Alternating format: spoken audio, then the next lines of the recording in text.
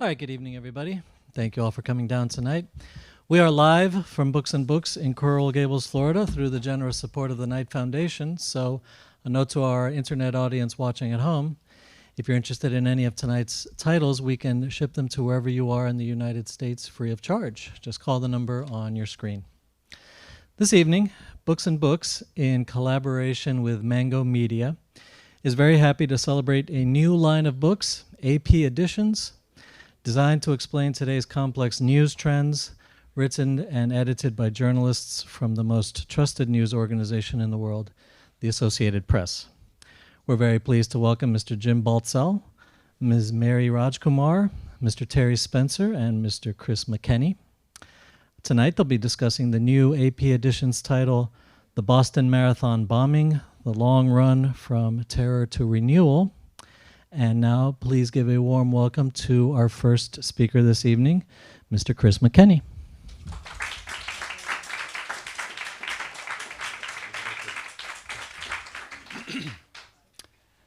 Thank you, Victor, and thank you, Books and Books. Jim, do you want to come join? Yeah, why don't we do this together? So, Jim Baltzell, Chris McKenney.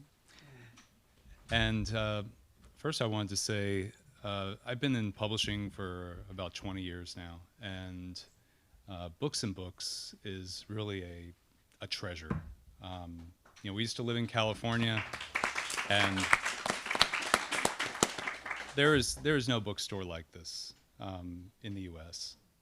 It's such a privilege for us to have Books and Books here, and Mitchell is kind of a rock star. Last week was the annual book show in New York, and he's well recognized, and the big celebration was the Books and Books. How many times have you guys been Bookstore of the Year? I think it's probably we've all lost count in the industry. So again, a real tribute. Thank you. Thank you for this. So how did we come up with this subtle merging of news and the book world? Two summers ago, we were going on a big trip, big family trip, and we usually pack pretty lightly. This time around, it was the typical, because our two kids, who are in the audience here, are serious readers, like my wife and I, and we went and filled up one piece of luggage with books, and of course we're overweight and everything else. But we also had a Kindle, a family Kindle, and thought, we'll load that up with some other ebooks to kind of supplement our reading. So I went in after the kids had chosen who knows how much, way over budget in terms of the ebooks. And I went and chose several of my own, because I'm kind of a history and political science buff and had studied that in college. And found a few titles that I thought, this is kind of interesting. They're really more current events and newsy type books. And they're from this little newspaper that's kind of famous in the greater tri-state area, up a New York way. And I have to say, we got towards the end of that trip, having read just about every one of the print books,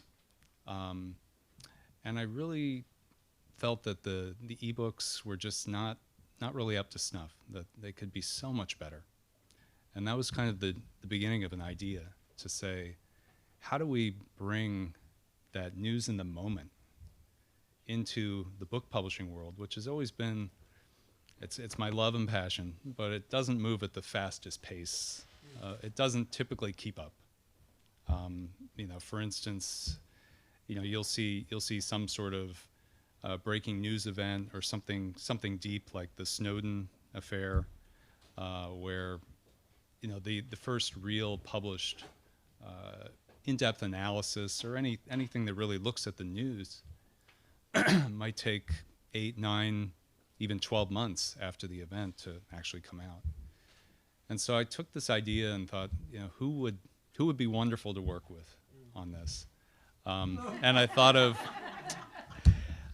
the world's largest and best news organization, also based in in New York, and so I met Jim, and around July, we began kicking this around. What could this concept become when you take? I'm a by the numbers kind of person, but when you take roughly the 3,000 employees, more than 2/3 of whom are journalists working every day for the AP, in 280 locations in 110 countries, 24/7, right? And we have all of these content assets and video, photos. We're talking going back to as old as the camera. If you get into, I'm not supposed to use the word archives because it's not sexy, but we are that old, and we have a tremendous amount of wealth, and we're talking upwards of 5 million Twitter followers, 200, 5.2. 270,000 Facebook likes just recently. Our total digital products have about 40 million users on a regular basis. So how do we sort of take all of that leverage and apply it to the book world? And that's where our relationship has really gelled, and Mango Media has been a perfect partner in supplying the infrastructure and the publishing expertise, and truly an introduction to the book publishing world as it is for me and others in the AP. So that's how this concept was born. Then there were a series of meetings, and we were able to get the AP's support. The AP is a not-for-profit global cooperative. If you're not familiar with that aspect, we're not a for-profit corporation. We're owned by U.S. newspapers, although we're an international organization. Dave Wilson from the Miami Herald just walked in. He's one of our largest members. And so it's a cooperative in every sense of the word. And this partnership works for the partners as well, ultimately. So I think so. And for full disclosure, I'm also married to the news. So Mary Rajkumar is my wife. Or I should say I'm her husband. I think the lead on this actually came to me through Salesforce. If you're not through Mary, so in fairness to Mary, it's true. And I think that in looking at media, books and the news have always been seen as sisters in print, but in the new world, that print is not really what drives things. That it's about the reader experience and the audience, and whatever format is worthy, whether it's in print or any form of digital, is really what counts. And so what we've been really striving to do with this program is work with the very best journalists, use that content to develop a real narrative, something that helps explain these major events or trends in our lives. And we think that with the power of this partnership, the 17 titles that we've so far put out is just a start. So. Right, and Terry Spencer, who's the Florida news editor, will come up now and talk to you a little bit about the Boston Marathon title, which some of our former Florida colleagues were heavily involved in. But he can also talk about the Muhammad Ali title. I mean, everything has ties to Florida, right? So, we're planning our Florida Man title now. And Terry, by the way, is an international award-winning Toastmaster. So I give you Terry Spencer. Oh.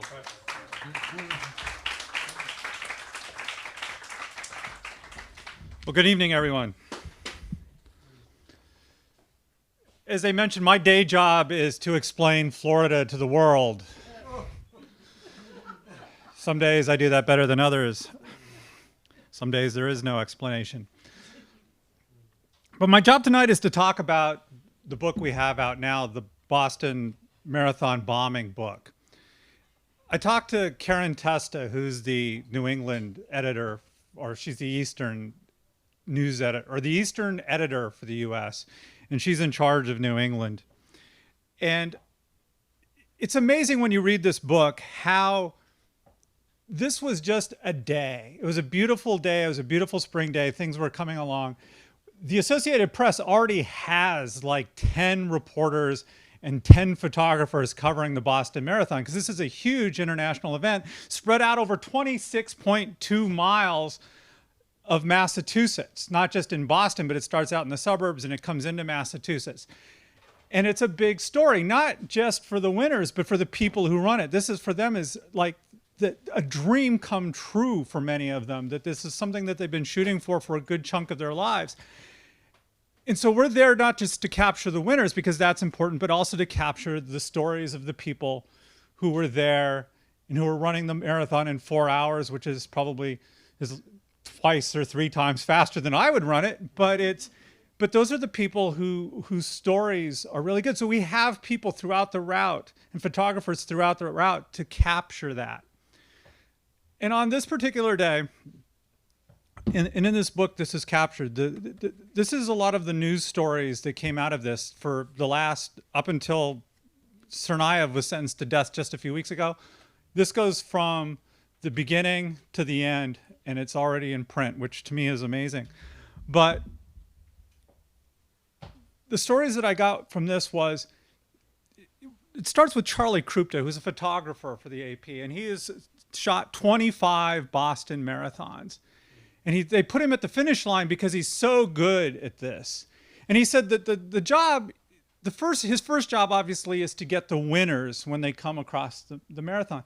But his job beyond that is to take pictures of the real people as they come across. He said over the years he's had people, do cartwheels when they come across or walk on their hands. He's had people crawl across the finish line. He's had people just, helping each other across the finish line. He said those are the pictures that you live for, the pictures of the people who are coming in an hour, 2 hours after the winners come in. So he'd already moved his pictures of the winners. He had gotten some good shots of some of the people who'd come across. And now he'd gone back to this first aid station to transmit some photos, get out of the sun for a few minutes, get some water, when all of a sudden, boom! And he didn't think anything of it at first. He thought, well, that must just be some transformer or manhole cover. They have that problem sometimes in the upper eastern cities where the manhole covers blow up. Didn't even pay attention. 12 seconds later, boom! Another one. And now, what was that? What was that about? And he talked about how all of a sudden police came running into the first aid station. Everybody said, nobody goes outside, nobody leaves, you're all staying put. Well, he's a photographer. He's got to get out and get shots. But he's been doing this for 25 years, so he knows where the back door is to the first aid station. So he pushes open the door just as the police officers were coming to close that door. But he got out.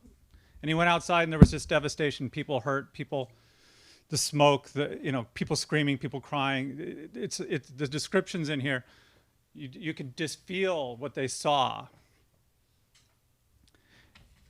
And then they talk a little bit about Billy Evans, the Boston police superintendent, who was in charge of the manhunt out in Watertown, looking for the Tsarnaev brothers, and what that was like, and how they were almost after the Harvard or the MIT police officer, got murdered, and they captured the older Tsarnaev brother. The search for the other one out in Watertown, and how they'd just given up. They just thought that they'd missed him, that somehow or other he wasn't there, and the officers were like, come on, just give us 15 more minutes. Maybe he's still here. We haven't searched everywhere. Give us 15 more minutes. And he's told them, okay. And that's when this gentleman who owned this house and had noticed something wrong with his boat said, whoa. And he went outside and he lifted the tarp on his boat and saw blood and a leg and said, oh, and went and got the police, and they came back and they thought they saw, and they just peppered the boat with bullets, but somehow or other, they all missed Tsarnaev, or most of them did anyway, and they captured him. And that's one other wonderful story that's in here.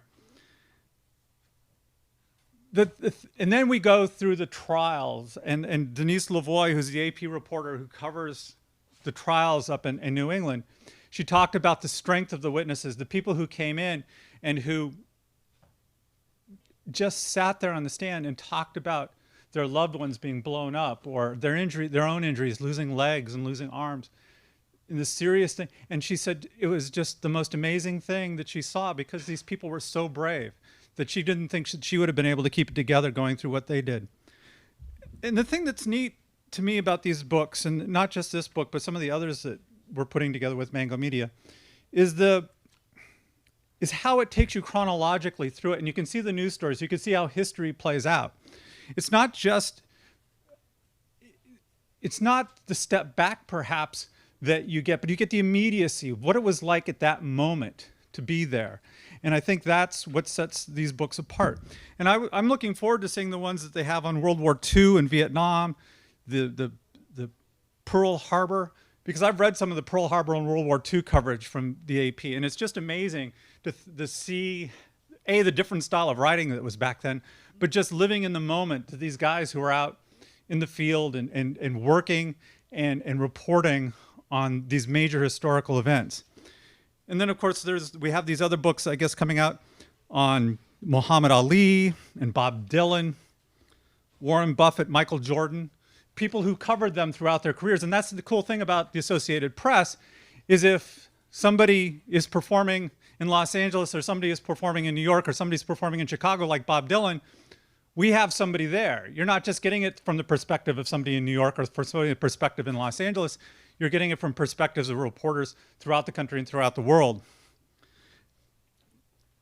And then we have these current titles that are coming out, books on events that are happening now right before us, gay marriage, the marijuana initiatives. So I think this is an exciting time for this particular line of books to be coming out. And it's going to be a great marriage between ourselves and Mango Media. And I just can't wait to read all of these. And I'm going to bring up Mary, who's going to talk about a book that we have coming out. It's probably the best journalism that AP has done in recent memory, because she was the editor. And what makes this particular piece of journalism so good is it wound up getting some people their lives back. So I'd like to introduce Mary. Mary. Hi, everyone.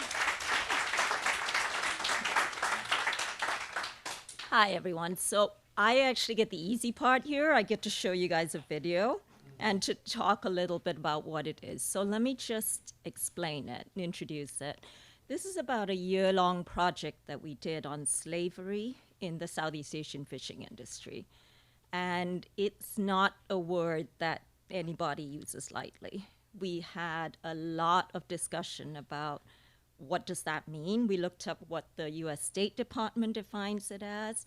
And at the end of our investigation, we came to the conclusion that, yeah, that's pretty much what we're seeing.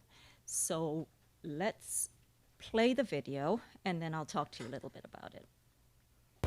Some of the slaves are kept in cramped cages, sitting on concrete floors. Flies buzz around the rusty bars that imprison them. John 9 just wants to go home. I am not fed enough as well.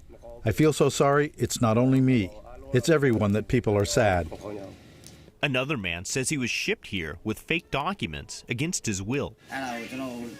They tricked me, they lied to me, and put me on the boat. They are two of potentially hundreds of modern slaves in Indonesia, forced to work boats that supply fish that can taint an export supply chain of products sold in the United States. They're forced to work at times 22-hour days with no days off and little or no pay. Some claim there are beatings. At times, men die. This night, some call out to a reporter for help. One says, "Our parents might think we're dead. We all want to go back home so much." The slaves are held in this tiny town called Benjina, in the archipelago of Indonesia. Most are from Myanmar, one of the poorest countries in the world. They're brought through Thailand to Indonesia. Seafood they catch is sent back to Thailand, where the tainted fish can wind up in the supply chains of Walmart, Kroger, Albertsons, and Safeway. Or it can wind up in the supply chain of American pet food brands like Fancy Feast, Meow Mix, and Iams. None of those companies would speak to the Associated Press for this report, but issued statements that strongly condemned labor abuses. Walmart did send this email statement saying, "We care about the men and women in our supply chain, and we are concerned about the ethical recruitment of workers." Industry representatives say it's a clouded seafood supply chain American companies have worked hard to eradicate. You know, it's not only disturbing, it's disheartening, because our companies have zero tolerance for labor abuses. This amateur video from 2012 shows the fishing conditions on the Arafura Sea. These particular workers are paid, but the work is dangerous. Men jump overboard to pull nets in. As part of a year-long investigation, the AP tracked one shipment of seafood produced using slave labor to see where it went. After the fish is caught, the haul is then unloaded in Benjina and reloaded onto this Thai ship, the Silver Sea, which says it is only a transport ship and not involved with the fishermen. The AP tracked that ship for 2 weeks by satellite until it docked in a port near Bangkok, Thailand, and the seafood is unloaded into trucks. An AP camera followed the trucks to various destinations, markets, and global exporters, where slave-caught fish can mix with other seafood caught legally. The spokesman for the National Fisheries Institute says U.S. companies sometimes face a dilemma when it comes to policing where their product comes from. There are things that people talk about, like boycotts, and they say, well, why don't we just not buy seafood from there? Well, if you don't buy seafood from there, then you're not only not in the conversation anymore about labor, you don't have an ability to fix it. For Thailand, seafood exports are a $7 billion industry, and the United States is one of their largest customers. The Thai government says it's working to address human rights concerns with new laws to cover things like sick leave and wages for workers. But a representative for the Department of Fisheries sounded surprised when told by the AP about the slaves. Still happen now? Yeah. We try to solve it. It's going on. Right now it's ongoing. The Indonesian government has called for a temporary moratorium on all foreign fishing. The new government has launched, a policy to crack down illegal fishing practices, because we see that this is the bottom of the problem. Thinking of what slavery is happening on those boats, I lost my sleep. The AP investigation also uncovered an overgrown graveyard where dozens of fishermen are entombed. They're buried under fake Thai names given to them when they were tricked or sold onto their ships. When I buried the bodies, I thought that being in these Indonesian islands, the only thing we will have is death. There is no way back home for us. As part of the investigation, the Associated Press notified the International Organization of Migration about the men in this story. They were later moved to safety. Yet hundreds of slaves remain. David Bruns, the Associated Press.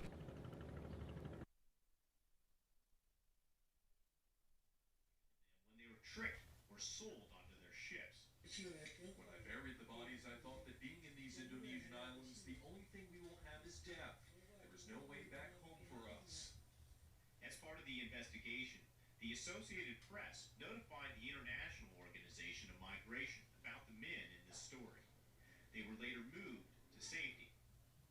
Yet hundreds of slaves remain. David Bruns, the Associated Press.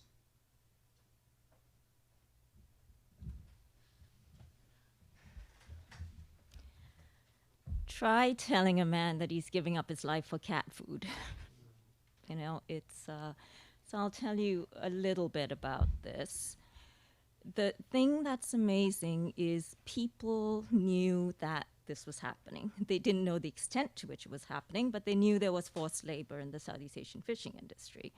So when our reporters started to look into it, what they heard was like, that's an old story. We heard from one veteran who's been there since the Vietnam War, nothing new there, which of course made us all wonder, how is it possible that we have this story and that this is happening and nobody's paying attention? What would it take to make people pay attention? So the answer was pretty obvious, very hard to get, but pretty obvious, and that is where is this food ending up? And the fact is, it's ending up on our tables in the US, in Europe, in Japan. That was the connection that we needed to make. So we talked to experts in the industry, and they told us, you're looking for the Holy Grail, it can't be done. Not going to happen. I think any of you who know journalists will know can't is a very bad word to say to a journalist, because it's kind of like waving a red flag, you know. So at that point, our reporters were on this. It took months of work, and they finally found out about this island, Benjina. This island is one of thousands in Indonesia, and you know, it's the perfect place for doing this sort of thing, because who the hell's going to know? It's really remote. It's really far away. It has kangaroos. Even our Indonesian staff had never heard of this island. You know, and for about 4 months a year, it can't be reached. It's out there. So we get out there and we send a team, and you know, a couple of journalists are with the official people and the official minders, and the others look around. And what they saw, our Myanmar bureau chief, who has really seen everything all around the world, told me she has never, ever seen so much desperation that she saw there. That the island was full of slaves, that there were people coming in on the boats, so there were slaves on the boats, there were slaves on the deck, and they were unloading the fish, basically just getting food. And then there were slaves in the middle of the island. They had run away, escaped at great danger to themselves, and they were hiding literally in the jungle. So they had set up their own little camps in the jungle. And as you saw, there were slaves in a graveyard. And it was, you know, the ultimate indignity. Even in death, you're not buried under your real name. You know, nobody knew who they were, where they were, except the people who buried them. So, of course, one of the reporters we brought with us was a Burmese reporter. So, as you might imagine, these men haven't seen a Burmese woman in many, many years. So they came out of the jungle for that. And they came out, and then it started while our reporters were sleeping. They threw stones at the window. They were shouting, "Burmese sister, please take us home, please take us home." One of them gave us a picture of himself, and he said, "My mother doesn't know what happened to me. Please find my mother and give her this picture." You know, when you're faced with that. So, of course, our reporters were like, "Oh my God." And the first thing you think is, well, what do you do? How the hell do you get these people out of there? And then we realized our first problem, which was their safety, that we were worried with reason that the people that you see in this video here, if the people running this trade saw their faces and their names, that would be it. Their lives would be in danger, and there was no way to reach this island at that point. So we were very worried. We were thinking, well, what on earth are we going to do? We did talk to the IOM, and they eventually worked to get the men that we had talked to off the island. And so we sent them the names and faces of the men we talked to, and they were all men. And then when the IOM got there, they got those men and a few others as well, whom they mixed up at first. And then, you know, the wrong guy said, "Look, you can't leave us here," which is absolutely true. So they took them all out. So that sort of answered one issue for us. And then there was a second issue of the other piece of it. Where is this stuff going? So by satellite, we looked at the boats, the ships where the slaves were dropping off fish, and we tracked one shipment by satellite. We tracked it all the way to a Thai port. And then at the Thai port, we had journalists waiting, and they followed the shipment in trucks. You know, so it was all dangerous. They had to be hidden, and, you know. But so these trucks go into, over 4 days, they unloaded. They go into a whole bunch of small little companies. And then from there, we had to figure out, well, how does the stuff get to the US and where? And it turned out to be you can do a whole lot through customs records. It's actually amazing. And then, so at that point, we got our US reporter to do it. And at that point, it was pretty much everybody on board. So, we're getting our kids to go to the supermarket, check out labels, see where the fish comes from, see where you can find it. And eventually, we could show pretty much how this worked. So then we were ready to do the next piece of it, which was to talk to the companies. So as you know, AP is a nonprofit. These are some pretty big companies. Our lawyers were nervous, would be one way of putting it. And so we went through all of this. We soundproofed every piece of the story. We had, evidence 2-3 ways. Excuse me. And then we started talking to the companies. And the thing that completely blew us away was we thought they would say, oh my God, this could never happen. It's not what they said. They said, we know. And that was amazing to us, that they said every one of them came out saying, we are against this, we hate this, everything else. Not one of them denied that it was happening. In the industry, they didn't say it was happening in their own chains, but that's because that's because they could not show where this stuff was coming from. The fact is, it goes through so many people in between and so many little companies and is sold so many times that when it gets to the US, it is hard to know exactly where this stuff is coming from. And so that was, and in fact, some companies actually have specific people now who are dedicated to sourcing, to trying to make sure this doesn't happen. We talked to Walmart's person, and she told us, well, actually, it does happen. Just not specifically with Walmart, but that all this stuff mixes together. It all comes in. It's very hard to keep track of.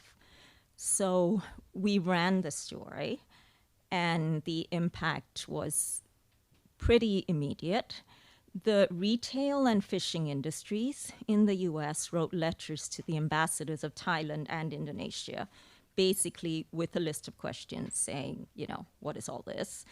The Thai company fired one of their suppliers. And then I think the most important piece of this is that the Indonesian government went to the island, and they went there on a fact-finding mission. What they found horrified them so much that they did an immediate evacuation of 300 people. It was worse than we had thought. They had an enforcer on the island. So this man's in charge of torturing slaves who run away. So full-scale evacuation, they were all gone. And then they kept hearing from more slaves from more islands.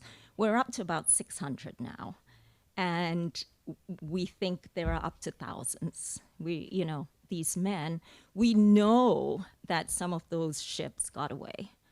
We don't know where they are. They turn off their signals. They're out there with the men, and they're still fishing. So it's an extraordinary thing. We feel we have a lot of work to do. There are some things that we usually ask, which is what can we do? And one answer is that the US as a government can do a couple of things. The US is right now grading Thailand on trafficking in persons. Thailand's at the lowest possible level at the moment. And somewhere in summer, they will decide whether to upgrade Thailand. This is an issue of much discussion right now. But the other thing that, really surprised us when we looked into it, the US has a law against goods that are imported made with slave labor. However, the law has not been applied in 12 years. And one reason for that is there is something called the consumptive demand loophole. And what that means is that if US customers can't get that particular type of product from anywhere else, then it's fine. Then we're okay with however it was made. So, which was amazing. So that there is now legislation to try and close that loophole, but it's there. It's there right now.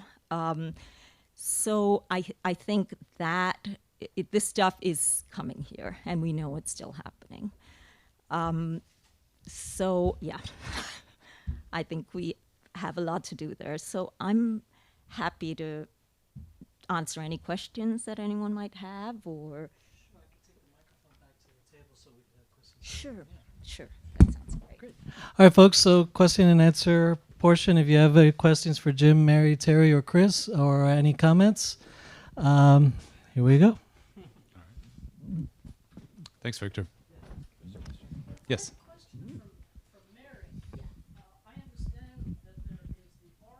Of the fishing problem was slavery. But who runs the slave shops in Indonesia? Who is, shall we say, the kingpin? This is a multi-country operation. There are people all along. It starts in the poorest countries. Myanmar is one of them. You know, Myanmar for decades was under military rulership, as you guys know. It's immensely poor. So Myanmar is one of those countries. Cambodia is another one. What happens is brokers of different nationalities, they go to these little villages and persuade men. They sometimes persuade children, that you can have a great job, you'll be able to send money home to your family, all these things. And then what happens, some of them are literally drugged. We've come across that. Some of them are tricked, some of them are lured. But they all end up getting sent to Thailand. The racket in Thailand is run by a combination of Thai companies, and we found a former member of parliament who admitted to bribing Indonesians to allow this sort of fishing in their waters. It's the reason it persists is because it is widespread and it's very strong. So right now, what happens is these the Thai groups then send people out to fish in Indonesian waters, which they're not supposed to do. They don't have permits to do it, but they change the flags and they fake permits and they get that to happen. So that's how the racket operates. And then from there, the stuff is sent back to Thailand and sent all over the world. So one thing that happened after our investigation ran, the Indonesian government is now running an investigation into Benchina, where this happened. And the star witness of the investigation is now dead. Nobody has talked about what, it is mysterious. It may have been a heart attack. It may have been something else. We don't know, and they don't know. This was basically a guy on Benchina who they found who was going to testify to what was going on there. But, these are, again, people who are capable of what you saw are, obviously they are not going to give in easily. A macro perspective on that in the news right now, there's the Pacific Trade Agreement, and one of the large concerns is that the slavery is ongoing there. And is there anything you can comment on with the agreement? Would that weaken, like you said, there's that law that hasn't been enforced, or would the trade agreement serve to weaken already established slavery type international protocols, or is there any perspective you put on that? Quite honestly, I don't know enough about the agreement for that, but I can say I'm the international enterprise editor for the AP, and I can say that trafficking and slavery, we're seeing it all over the world. And it is amazing to us that this happens. This is happening in this day and age.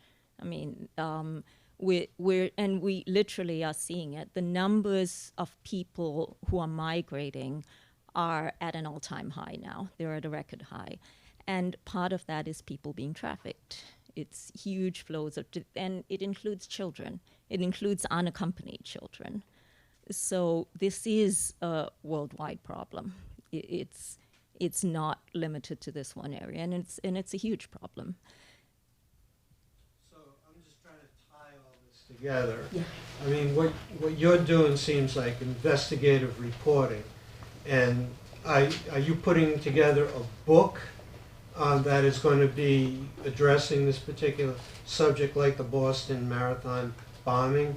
A book that's timely and going to hit home, where people are going to go, oh my God, and it's going to have some immediacy in the. Thank you for that cue, Michael. It's my brother-in-law.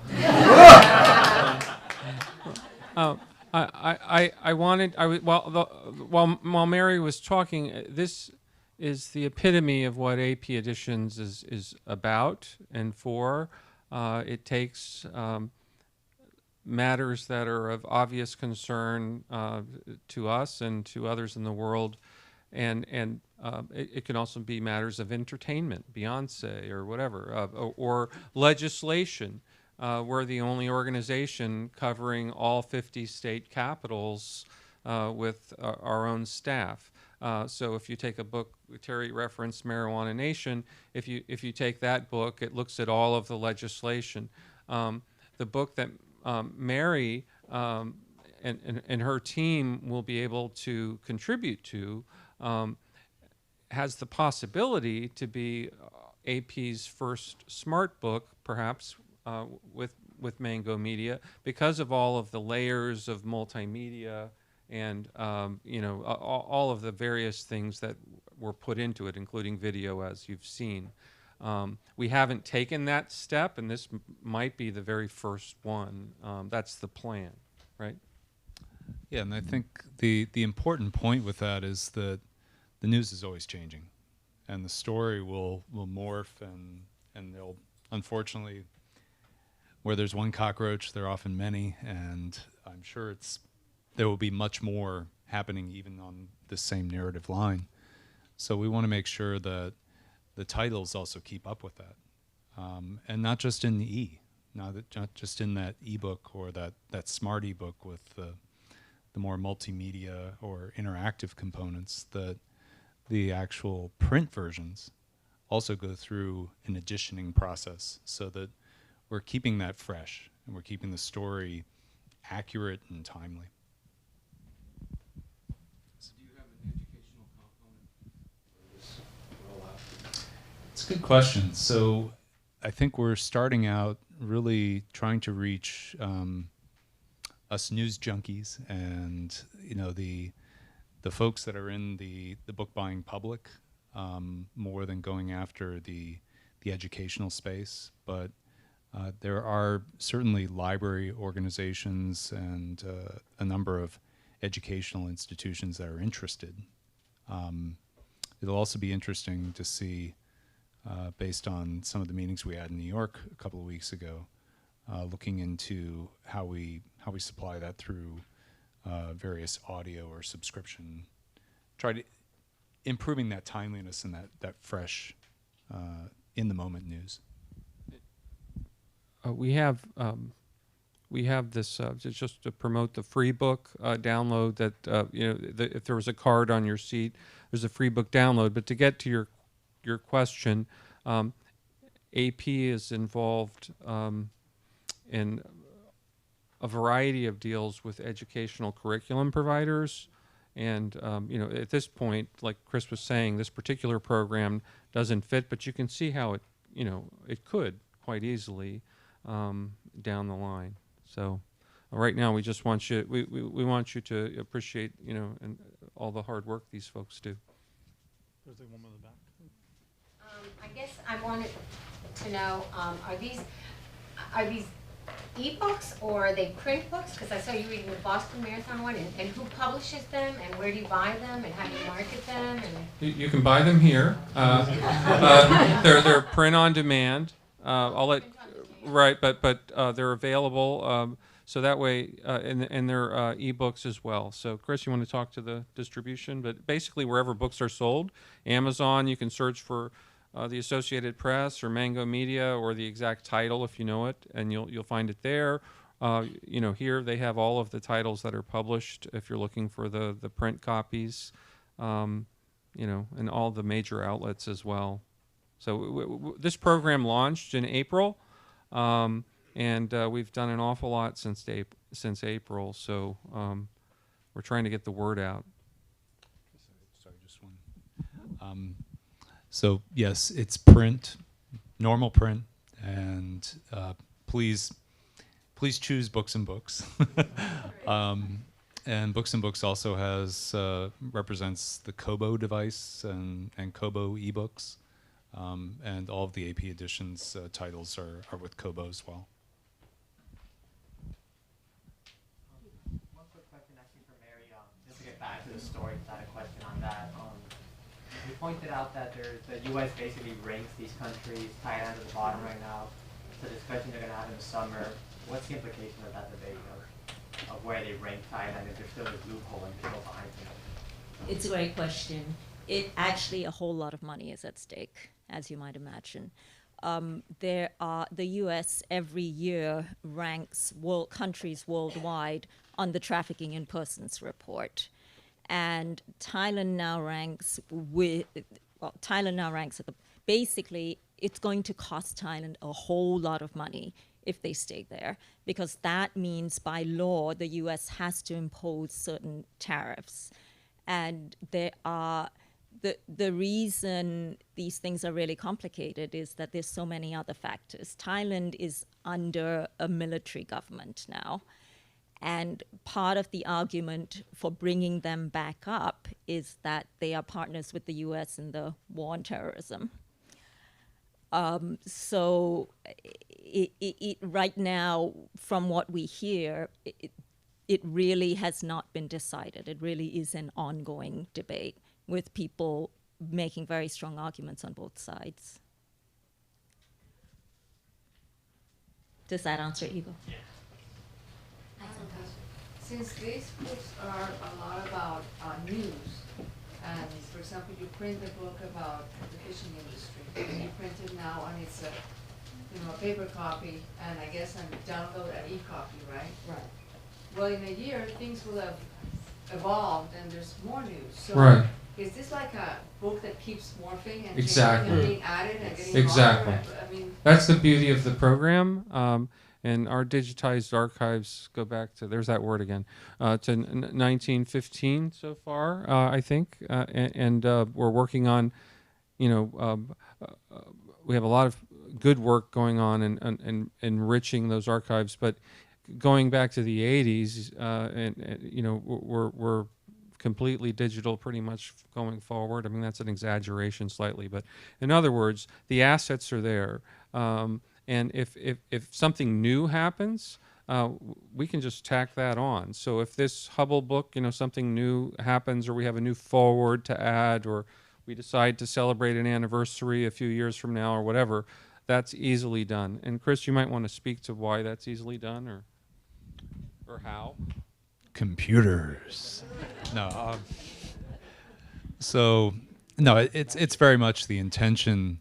I mean, in publishing, there's been a long-standing, well, we're going to put out the new edition or the annual of this or that. In many ways, you don't need to do that anymore. I think we take the philosophy that if the news changes and a title's direction or the narrative, hooks a left turn, we need to take up on that and make sure that not just the ebooks, but the print books also reflect that. No, this particular title, from the point of the verdict to that was on a Friday, right? Yes. And then I believe the essay was redone because the book was pretty much done, but the lead-in essay was redone by the main authors by Sunday or so. And so basically from Friday to Friday, the book was ready to go. So yeah, it took a week to change it and have it ready for you to purchase, more or less. We're hoping to avoid a Dewey beats Truman moment, but some of that may be unavoidable. Yes. You're begging a little bit the economics of what you're doing. If you're going to be doing continual updates will the person who makes the original purchase of that book, for example, be eligible to receive the updated version automatically? That's Or- a very good question. Well, I would say TBD right now, because there are some evolving new models in subscription ebooks that I think may fit that more. But for the time being, I think we have to look at it in the traditional. I mean, it's still, yeah, especially in print. It still costs the same to do a new. There are no economies of scale there, so we'll have to see how that evolves. It is. And you can see how it'd be a lot easier with the ebooks.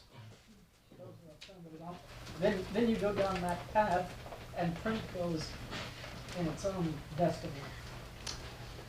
Well, I think there's lots of controversy in the publishing industry about that. Though I will say something that's kind of surprising is that ebooks have actually flattened out in terms of sales, and print, while it's not back, it's still 80% of all book sales in the U.S. And the U.S. is the most ebook intensive market. I mean, even in the UK, it's about 5% versus 20 here. So, print is not going anywhere. I mean, all right. Here's to it. We really see it as complementary. Yeah. Hannah.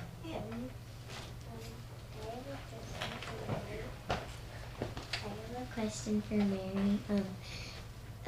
What do you think the most effective thing that the government can do to help stop slavery? Good question. That is an excellent question. Hannah's parents are both journalists. I think the government can do a lot. One of the things, among the things I've talked about, they can be very careful in their trafficking report. They can enforce the laws that we already have that aren't enforced. They can, but the thing is that they are not going to do it without pressure from us. What we heard over and over again is that this is not going to change until consumers complain about it and until people complain to the government about it. So that I think is very much a fact of what's going on. It's an excellent question, Hannah.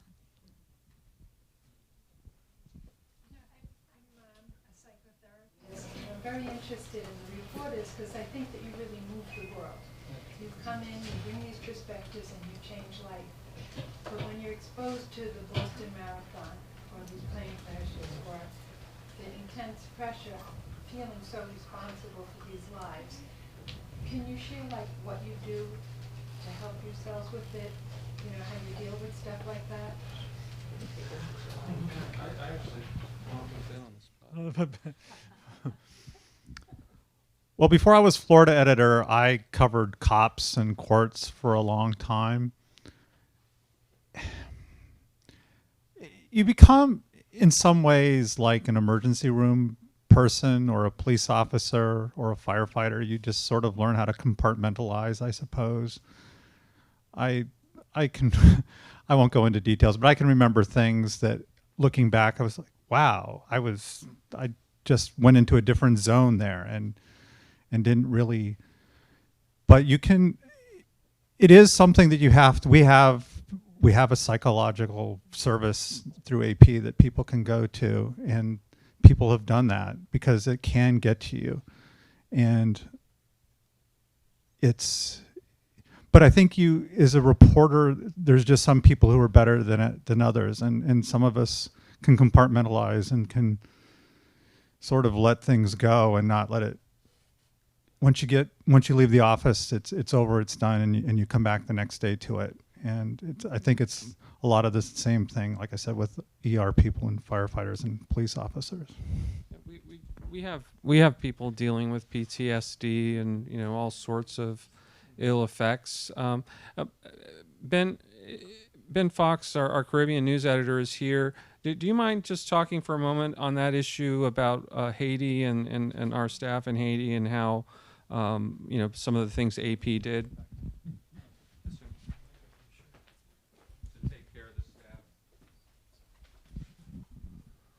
Well, quickly, it is interesting that you raised the subject, just because it was something I think that wasn't even considered until fairly recently. I think it was something that you were sort of just expected to sort of suck it up and move on. But actually, as Terry just pointed out, our organization and others have begun providing treatment services to journalists, and one of the ones I know of is that we did provide treatment to some people after the Haiti earthquake who were exposed to quite a bit of trauma there, as you can imagine. So it is something that people deal with. I mean, we have journalists working in combat zones around the world and who are dealing with that trauma. But it's an interesting question, just because it's something that gets addressed now that really wasn't done before.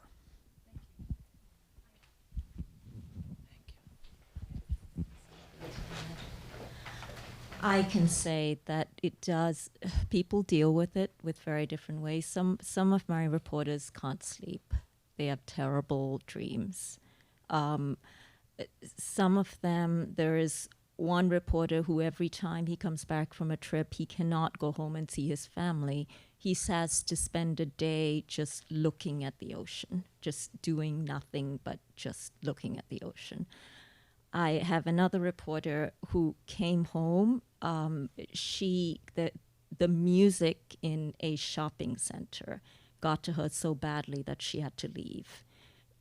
When I talked to her, she hadn't even been able to tell her husband. She had not been able to talk to her husband about what she'd seen. He kept asking, and she couldn't do it. She did eventually get to doing it, and she did feel better. But, and then there are others. I know a reporter in Iraq who effectively, did what Terry said. So he wrote about all these soldiers dying, and then it happened to his friend. And the story he wrote then it was like it hadn't registered in some way until that happened. And the story was through the looking glass, which it was. At first, he couldn't believe it. He didn't know who it was. He wrote about it as a reporter would, and then he found out it was his friend. And the guilt of that, and there's also the survival factor. Why did he get bombed and I didn't? So I think it's a constant occupational hazard for the reporters that I work with. You clearly are exposed to lots of things that the regular public is not. What percent would you say that the regular public is exposed to the truth? And how healthy do you think that is? I don't know if we can put percentages around it, but let me paraphrase. So we're exposed to a lot of information that the general public is not, and you're basically wanting to get a sense from us on how much of that information is skewed one way or another.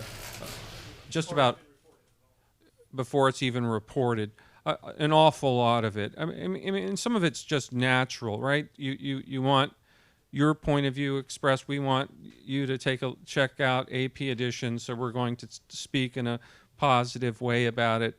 But you're right. There's that layer of that just beneath the surface where manipulation occurs. And Terry, next to Terry and I, maybe Dave Wilson receives as many emails as we do from the Miami Herald from people pitching stories. But I'll let Terry talk about how he handles that or his take on that. I think that the problem you run into in the media today is that you have media that can cater to your personal viewpoint, whatever that viewpoint might be. You can find media out there that will cater to that, either on TV or on the internet, particularly on the internet. On Facebook is a wonderful thing because you can find out all the political proclivities of all your friends from what they like and on, wow, I never knew that about that person. And then you get curious and you click through to some of it, and people, the news is either skewed or it's not even true, a lot of it, or it's exaggerated. The headline doesn't match the story. And I think the thing working at AP is, and the Herald and some of these other places, is that we're trying to cut through all that. We're trying to get to the truth as close as we can. And I'm never going to say that we get all the way there, because that's probably an impossibility. But we try to get as close as we can and try to be as objective as we can on all of it. And we try to, there's a saying in AP and other media, like the Herald, it's great to be first, but it's better to be right. And so a lot of the time, we don't run out things that other people on the internet are running out because we haven't confirmed it ourselves yet. And sometimes that's to our detriment, but a lot of times it's also to our benefit, because it turns out that what was being reported originally just simply wasn't true. I hope that answered your question. I think it kind of gets around your question, but without evading your question. It's a difficult question. Yeah, I find it interesting, sort of, in the world we live in today, right? People want a story in a tweet, right? We want it really short. We want to feel like we've got everything, and I forget how many characters. Anyway, but it seems like you're going in a different direction by taking sort of, a compilation of a lot of these stories and giving the news story some context and hearing lots of different angles and hearing the full story. Can you, Chris, maybe talk to how you see this sort of, marriage between publishing and the AP and turning these stories into a book, and how that's going to deal with, it seems like do you think people really want the full story now? Are we going back to that a bit? I don't know whether I can speak to the long-term trend, but I think the big common theme within news and in books is that we want to read stories. I mean, humans are hardwired to read stories, and that means the narrative is extremely important. So for every title with AP editions, and frankly, any decent title I've seen in my career, there is a narrative to it. There is a core message, or there's a point to be made. And I think working with the AP, there is the inverted pyramid problem of there's such a fire hose of content out there. I mean, it is not just at the AP, but everywhere for us. And I think in a lot of ways our technologies or our information has gotten way ahead of our ability to process it, or even understand. I mean, I find by the time I get to Friday night, I'm like, I'm full. I can't take it anymore. And I think that's kind of a moment in history that we find ourselves in. And so we're hoping to make a little step towards curating that, helping to provide a real analytical kernel or a narrative set to this that helps explain something that's going on around us that's important. I will say that some of our long-form journalism, not to mention books, I mean, we'll see how this goes, and I hope it's fantastic results. But our long-form journalism, those are some of our most well-read and popular stories, most widely used stories, etc., such as the kind that Mary spoke so eloquently of. Other than crazy animal or cat stories, right? Yeah, animals or Florida Man. Florida Man. But I think that's a very good point, and having we've heard that from not only from the we've heard that from news editors and editors at other papers wanting longer stories, more evergreen, more follow-up stories, that sort of thing. I think part of the issue is something Chris said, which was that people connect with people. And I feel, we see so much, and we've talked about so much today that's dark. One of the real rays of hope, one of the best things is that people connect with people. And they will read a long story. Not only that, they will respond to a long story. One thing that I found immensely heartening on a different story, we wrote a story about a man. This is the drought in the middle of a desert, and his last camel had died. And we wrote about that. As soon as we wrote about it, a group of readers from different places got together to send in money to buy him a new camel. We then had the problem that this guy was a nomad. So we didn't know where he was to deliver the camel. So we track him down, and then when we find him, this guy had never heard of the internet. Trying to explain to him that there's a bunch of readers in this foreign country who want to get together to buy you camels. I mean, it took a while, and when we finally he just fell on the ground and said, "Praise be to God," and and then that, I think, is one of the most gratifying things, is that people do that. Some of you might use the AP's mobile app. Steve Jobs did call it the coolest news app, and it still is pretty cool. Well, one of the things we know from that, and Chris is a big fan, but one of the things we know from that is that there are roughly about a million or so readers who are crazy about news. I mean, anybody who goes in there likes news, but these are intense readers who hit on any number of items in a given day. So we put up a tile, and you may have seen an AP Books tile that was there briefly for 2 weeks. And just before this meeting, I got some data back. And in essence, what that data says is that there are a lot of people interested in books on that platform. So those are the readers, I'm assuming, now this is my deduction, but I imagine a lot of them are those same readers who aren't there just to read for 5 minutes during a break. They're there because they really are interested in New Jersey or whatever the issues are that they're following. So I think this book business, there might be something to it.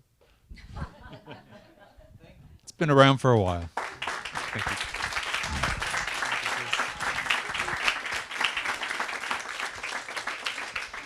Okay, folks, so if there are no more questions, we have tonight's featured title, The Boston Marathon Bombing, as well as many other AP Editions titles for sale at the counter in the front room over there.